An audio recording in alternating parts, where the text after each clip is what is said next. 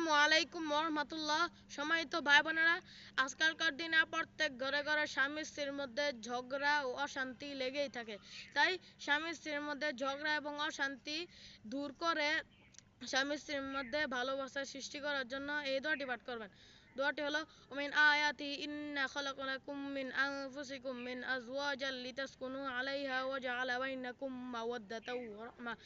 এর ফজিলত ও নিয়ম: স্বামী স্ত্রীর মধ্যে ভালোবাসা সৃষ্টি করার জন্য নিম্নের আয়াতটি একটি মিষ্টি জাতীয় খাবারের মধ্যে 707 বার করে 7 দিন পর্যন্ত পাঠ করে ফু দিয়ে স্বামী স্ত্রীকে এবং স্ত্রী স্বামীকে খাওয়াবে। ইনশাআল্লাহ শুভ ফল লাভ হবে। আপনারা সবাই নামাজ পড়বেন। নামাজ হচ্ছে বেহেশতের চাবি। আর নামাজে আছে আল্লাহর সন্তুষ্টি এবং নামাজে আছে সুখ শান্তি। আল্লাহ পাক আমাদের পড়ার এবং আমল করার তৌফিক দান করুন। আমিন। আসসালামু আলাইকুম ওয়া রাহমাতুল্লাহি ওয়া বারাকাতুহু।